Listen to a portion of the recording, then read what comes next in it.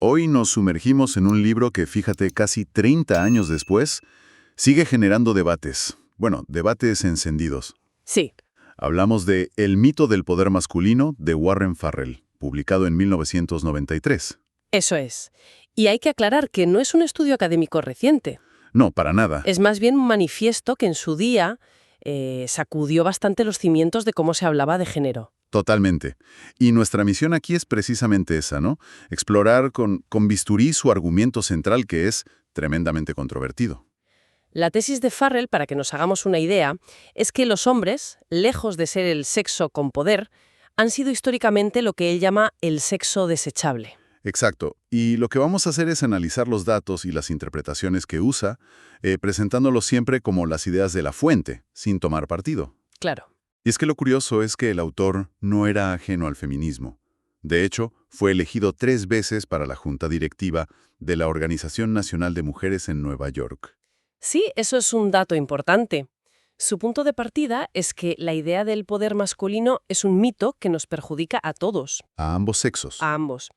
Él dice que a las mujeres, porque las mantienen en un rol de víctimas, y a los hombres, porque se sienten, pues eso, poco queridos, no valorados. Y para entender su libro, es crucial definir qué entiende él por poder. Fundamental. No habla del poder de dirigir empresas o gobiernos, el poder institucional, No. habla de algo mucho más básico, el control sobre la propia vida. El control sobre si vives o mueres. Exacto. Su tesis es que, históricamente, el hombre promedio ha tenido mucho menos control sobre su destino que la mujer promedio. Y claro, para sostener algo así, empieza con datos muy duros. Durísimos. El libro te golpea desde el principio con estadísticas que te obligan a parar y pensar. Por ejemplo, señala que en Estados Unidos, en esa época, los hombres mayores de 85 años tenían una tasa de suicidio un 1.350% más alta que las mujeres de la misma edad. Es una cifra que cuesta hasta procesar. Cuesta muchísimo. ¿El libro da alguna explicación para una brecha tan bestial en esa edad? A ver, no entra en el análisis clínico de ese dato concreto, pero lo utiliza de forma muy estratégica. Ya. En su manera de decir, olviden por un momento todo lo que creen saber sobre privilegio. Lo usa como una bomba de humo para desorientar y forzar la pregunta. Si los hombres son el sexo poderoso, ¿qué explica esta autodestrucción silenciosa al final de sus vidas? Entiendo. Es un gancho. Es el primer ladrillo de su contranarrativa. Un gancho para que te cuestiones todo. Y no se queda ahí. Otro dato que me llamó la atención es el de la esperanza de vida. Sí. En 1920, la diferencia era de solo 1 año. Para 1990, se había disparado a 7 años. Y ahí es donde él mete el dedo en la llaga. ¿Cómo? Hace una pregunta incómoda. Dice que cuando un grupo racial tiene una esperanza de vida menor, todo el mundo lo ve, con razón, como un signo de desventaja social. Claro, de opresión. Pero cuando esa misma brecha se da en el sexo masculino, rara vez se analiza así. Se asume que es algo natural, biológico. Sin cuestionar si hay factores sociales que influyen. Justo. Y sigue con la financiación de la salud. El tema del cáncer. Menciona que el de mama recibía un 660% más de fondos que el de próstata. A pesar de que el de próstata mataba a un número similar de hombres. De nuevo, son datos que buscan desestabilizarte como lector antes de. Exacto. Con todo esto, Farrell prepara el terreno.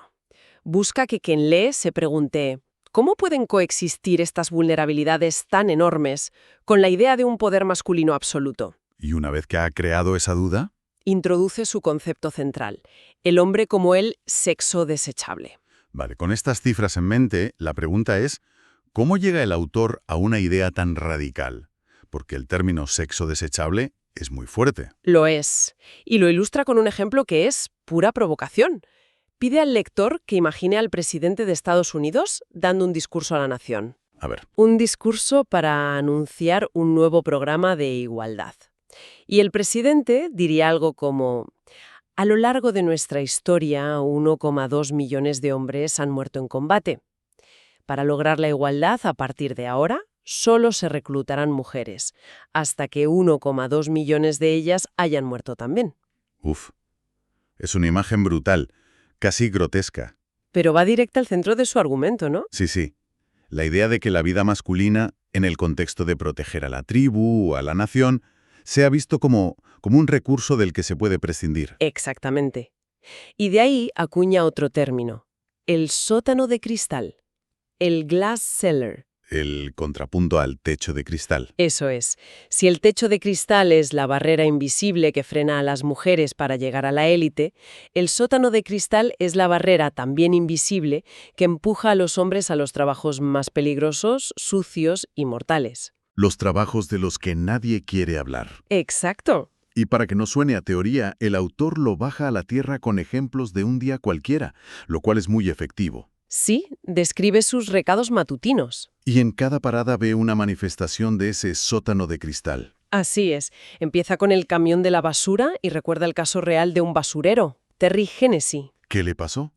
Pues un día le explotaron en la cara varias bolsas con sangre humana de un hospital. Semanas después encontró una granada de mano en un cubo. ¡Qué barbaridad! Y el libro subraya que ser basurero es 2,5 veces más peligroso que ser policía. Pero claro, no tiene ningún prestigio social. Es una historia que te cambia la forma de ver algo tan cotidiano. Y luego sigue su paseo y ve a los obreros de la construcción. Y ahí suelta el dato. En esa época, en Estados Unidos, moría un trabajador de la construcción cada hora laboral. Cada hora. Y luego, en el súper, al coger unas verduras, piensa en los jornaleros, casi todos hombres migrantes, que inhalan pesticidas y sufren lesiones. ¿Para que el resto pueda comer? O al sacar dinero del cajero, en los mensajeros armados, también hombres, que se juegan la vida en atracos para que el sistema funcione. Son ejemplos muy potentes porque son trabajos que vemos todos los días, pero en los que rara vez pensamos en términos de riesgo de género. Son casi invisibles. Y ese es exactamente el punto de Farrell. Dice que estos trabajos son el sótano de nuestra civilización. Son fundamentales, pero nadie quiere mirar hacia abajo. Y quienes mueren en ellos son, de forma abrumadora, hombres. Para él, esa es la prueba más tangible de la condición de desechable. Y todo esto me lleva a pensar, si aceptamos esta idea, aunque sea como hipótesis, ¿cómo explica el autor que hayamos llegado hasta aquí? Porque choca con la idea del patriarcado como hombres oprimiendo a mujeres para su beneficio. Aquí es donde el libro se vuelve más controvertido todavía. ¿Me lo imagino? Farrell propone que términos como patriarcado o sexismo son en realidad códigos que ocultan esa función del hombre como protector prescindible. Y para explicarlo, hace una comparación que a mucha gente le resulta chocante. ¿Cuál? Compara el rol histórico del hombre con el del esclavo. Espera. Esa es una comparación increíblemente fuerte y, para muchos, ofensiva. Lo es. ¿Cómo la justifica? Porque equiparar el servicio militar obligatorio con la esclavitud, donde una persona es propiedad de otra, es un salto enorme. Sí, y es importante matizarlo. Él no dice que sean idénticos, pero traza un paralelismo en su función social. Vale. Argumenta que ambos grupos fueron forzados a hacer los trabajos más peligrosos para el beneficio de la comunidad. El esclavo arriesgaba su vida en los campos de algodón. Para la riqueza del amo. Y el soldado era reclutado a la fuerza para arriesgar su vida en la batalla. Para la seguridad de la nación. O sea, el punto de conexión es la falta de control sobre la propia vida frente a una obligación impuesta. Exacto. Incluso se va a la etimología de héroe, afirmando que su raíz griega está ligada a sirviente o protector. Para él, esto refuerza la idea del héroe como un sirviente glorificado, alguien que se sacrifica por los demás. Ya. Y a partir de esta base histórica, él desarrolla un modelo sobre el matrimonio, ¿no? Sí, la teoría de las 2 etapas. La etapa 1 y la etapa 2. Eso es. La etapa 1 es el matrimonio de supervivencia. Durante milenios, la vida era dura, el objetivo era sobrevivir y sacar adelante a los hijos. Los roles eran un pacto funcional. Un pacto, sí. El hombre era el proveedor y protector, el que iba a la guerra o a la mina, y la mujer la cuidadora del hogar. No era opresión, dice él, sino especialización para sobrevivir. Tenía una lógica pragmática. ¿Y la etapa 2? ¿Cómo se produce el cambio? Y aquí está la clave de su argumento. Farrell postula que fue precisamente el éxito del hombre en su rol de etapa 1, generando riqueza, tecnología, seguridad, lo que hizo posible la etapa 2. La etapa de la realización personal. Exacto. De repente, sobrevivir ya no es el único objetivo. La gente empieza a buscar amor, comunicación, crecimiento personal en la pareja. Y supongo que aquí es donde él ve un desequilibrio. Justo. Él argumenta que esta transición benefició más rápido a las mujeres. que pudieron liberarse del rol de etapa 1 y aspirar a esta nueva vida. Mientras que muchos hombres, según el libro, Quedaron atrapados en su rol tradicional. La sociedad todavía esperaba que fueran los proveedores principales, la función de etapa 1. pero además ahora se les exigía cumplir con los nuevos ideales emocionales de la etapa 2. Para los que a menudo no habían sido educados. Es una visión muy particular de la historia reciente, desde luego. Y si esto es así, ¿cómo se manifiestan estos roles de etapa 1 en la sociedad actual? Me imagino que se centra en el sistema legal. Precisamente. El libro es muy crítico con lo que el autor considera sesgos sistémicos que perpetúan esa dinámica de mujer protegida, hombre desechable. ¿Puedes darnos un ejemplo concreto que use? El más claro que analiza es la defensa legal conocida en Estados Unidos, como el síndrome de la mujer maltratada, el Battered Woman Syndrome. Vale. El autor argumenta que, en la práctica, esta defensa creó en su momento una definición de legítima defensa que era casi exclusiva para las mujeres, ¿En qué sentido? en que redefinía el concepto de peligro inminente. A ver, tradicionalmente, la legítima defensa requiere que respondas a una amenaza inmediata, ¿no? Sí, en ese momento. Bueno, pues esta doctrina permitía, en algunos estados, que una mujer que había sufrido abusos matara a su pareja mientras dormía, ¿Y cómo se justificaba eso como legítima defensa? argumentando que, aunque él no era una amenaza en ese instante, ella se sentía tan atrapada e indefensa que su acción era una forma de defensa preventiva. Entiendo. O sea, el argumento del libro no es que las mujeres maltratadas no necesiten protección, No, claro que no. sino que se creó una figura legal específica para su perspectiva, que no tenía un equivalente masculino. Exactamente ese es el punto. El libro señala que no existía un síndrome del hombre maltratado para un hombre que, tras años de abuso, acabara matando a su pareja. El sistema, según Farrell, estaba programado para ver la vulnerabilidad femenina y la agresión masculina. Pero era ciego a la posibilidad contraria. A la vulnerabilidad masculina y la agresión femenina, ¿sí? Es un punto de vista complejo. Y creo que también analiza las leyes de acoso sexual desde una óptica parecida, ¿no? Sí. Y aquí introduce lo que él llama la paradoja del cortejo. La resume en una frase muy cínica. ¿Cuál?